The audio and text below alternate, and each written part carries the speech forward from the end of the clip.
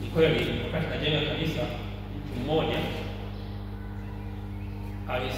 aliambiwa na Mungu, nilijenga ninapoweza, nikabakiza kwenye kanisa ndogo sehemu ya bati 7. Nikamwambia Mungu, nataka bati 5. Hizo bati 2 alikuwa mwenyewe. Nione hizo bati kama kanisa. Ukinipa hizo bati 2, hizo bati 5, basi nitajua. Bwana akanipigia mtu kwenye simu. Halo. Mungu ameniambia una shida huko. Nina shida Ni kweli na shida ya bati 5, sasa na mimi nikaweka 2. Hizo 2 zipata mlango kwa nje. Nasema hizo hatuweza. Kaweka tarakani bati 2. Bali kama nasema kachukua mahali popote wazani za Mungu, kachukua duka lolote halafu naifuata hela kesho. Nikachukua nikaenda dukani hapo juu kwa mbele, nikachukua bati, nikaja nikampa futa kamalizia, halafu kesho yake nikafuata hela. Bwana Yesu asifiwe. Jamani, vitu vingine acha kung'ang'ana. Mwachie Mungu. Mungu atafanya. Acha kung'ang'ana. Haya. Maeneo ya kumsifu Mungu. Tumsifu Mungu katika uumbaji wake. Jambo la kwanza. Tumsifu Mungu katika uumbaji wake. Jambo la pili, tumsifu Mungu katika ukuu wake. Jambo la tatu, tumsifu Mungu katika wema wake. Jambo la nne, tumsifu Mungu katika uongozi wake. Narudia tena. Kwenye Zaburi 150 mstari wa kwanza na Zaburi 148 mstari wa kwanza hadi 13, haya mambo yote ukiyaona. 1, tumsifu Mungu katika uumbaji wake. 2, tumsifu Mungu katika ukuu wake. 3, tumsifu katika wema wake. 4, tumsifu katika uongozi wake. Kwetu tumsifu Mungu katika jamii. Jambo la pili, mahali pengine pa kumsifu Mungu, moyo wako uwe na nguvu katika kusifu Mungu. Moyo wako uwe na nguvu,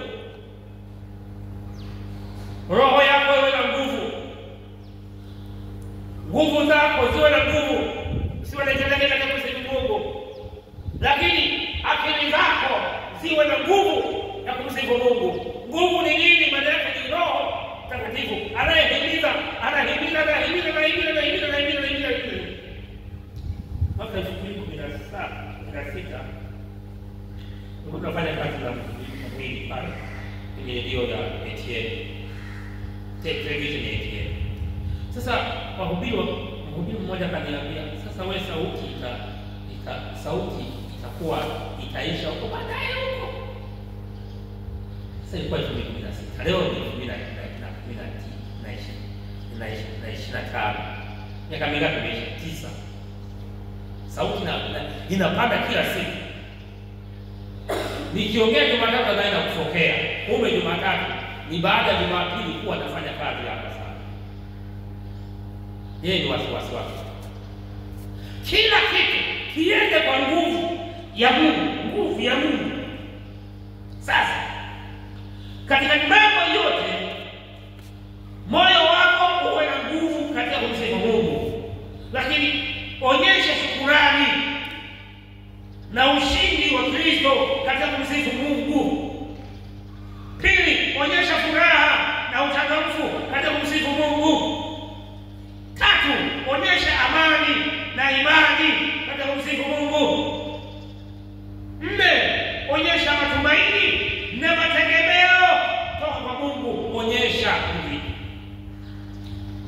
Sasa kaniuliza mchungaji,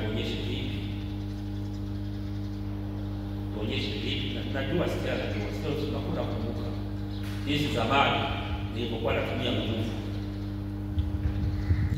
Yaani kama hapa nimeshafunguka kote na kazia, na mtu kama anauma, sihitaji kumwambia ndio mbele.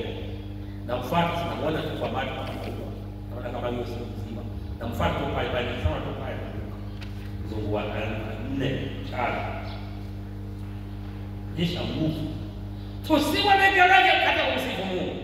Tusiwe na kelele katika kumsifu Mungu. Tusiwe na kelele katika kumwabudu Mungu. Tusilegee katika kumtumikia Mungu. Tusilegee, yaani tuinuke, tusimame. Hata watu walipoona waone kama sisi wa Tanzania wa Afrika Kusini na wa Kenya wanasema sisi ni wazembe.